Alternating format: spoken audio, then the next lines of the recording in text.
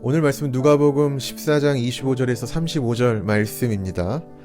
오늘은 예수님이 그 제자도에 대한 이야기를 하고 계세요. 그러니까 예수님의 제자에 대한 이야기를 하고 계시는데, 먼저 수많은 사람들과 이렇게 길을 걸어 가시다가 갑자기 뒤를 돌아서서 자신을 따라오는 그 많은 사람들에게 이렇게 말씀하셨어요.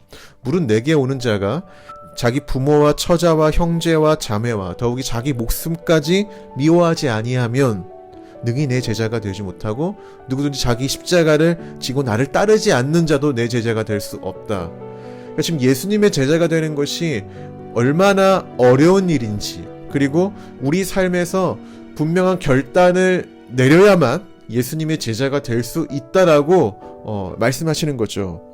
요즘 같은 시대에도 분명 있겠지만은 1세기 때, 그러니까 예수님 활동하던 시대에는 예수를 믿는다라는 것은 굉장히 어려운 일이었어요. 왜 그랬냐면은 예수님은 이제 유대인으로 태어나서 그 유대인들에게 그 복음을 전하시면서 활동하셨는데, 근데 유대인에게 예수님이라는 존재는 그리 환영받는 존재는 아니었습니다.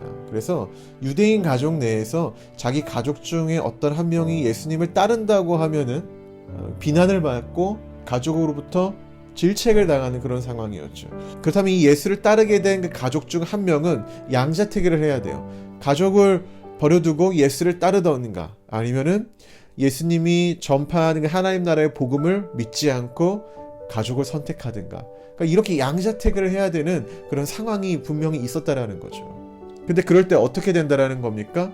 예수를 따라야 된다라는 거예요. 하나님 나라의 복음인 예수를 따르고, 더 나아가서 아직은 예수를 믿지 않는 그 가족들을 이끌어와야 된다라는 거죠.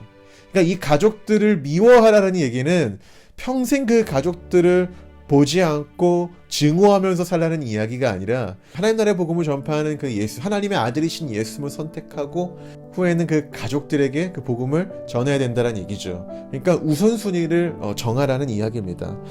자, 그렇게 오늘 말씀이 우리에게 주는 메시지는, 예수를 따를 때 아무 생각 없이 그냥 무작정 따라가지 말고 예수님을 따른다는 것이 무엇인지를 좀 깊이 한번 생각해보고, 한번 고민도 해보고, 그리고 예수님이 어떤 말씀을 했는지 찾아보기도 하고, 그런 수많은 절차와 고민을 한 다음에 내 마음의 결정을 내리고 예수를 따르라는 거예요. 근데 이러한 고민을 하지 않고 예수를 따르는 자들의 결과는 보통 중도 포기를 많이 해요. 오늘 큐티를 통해서 여러분들에게 좀 권면하고 싶은 거는, 성경을 좀 보면서 연구하면서 예수님이 어떤 분인지를 좀 살펴보고, 그분이 무슨 말씀을 하셨는지, 그분의 삶의 가치관은 어땠는지, 그리고 그분을 따랐던 자들에게 어떠한 삶의 변화가 일어났고 삶의 변혁이 일어났는지를 한번 좀 연구해보고 찾아본 다음에 좀 예수를 따랐으면 좋겠어요. 근데 이런 과정을 가지고 우리가 예수를 따르게 되면 우리 믿음은 더더욱 견고해지죠.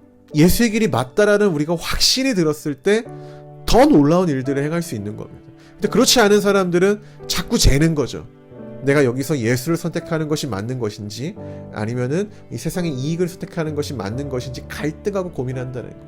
근데 우리가 충분히 예수를 따른다는 것이 무엇인지, 예수님이 어떤 말씀을 하셨고 예수님의 존재가 어떤 분인지를 우리가 공부하고 예수를 믿기로 결심했다라면은 그런 고민을 하지 않죠. 왜냐하면은 그분이 맞으니까. 우리 이 영상을 함께하는 우리 그 믿음의 동역자분들, 삶의 어떠한 유혹과 또 수많은 선택지 가운데서 늘 예수님을 우선순위에 두고 예수를 선택하는 사람들이 되었으면 좋겠습니다. 저도 그럴 거고, 그리고 우리가 함께 예수의 길을 좀 따라가는 사람들이 되었으면 좋겠어요. 오늘 하루도 승리하시고 늘 예수님을 우리의 삶의 우선순위로, 그리고 하나님 나라의 복음을 우리 삶의 가치관으로 설정을 하고 살아가는 믿음의 사람들이 되기를 주의 이름으로 축복합니다. 감사합니다.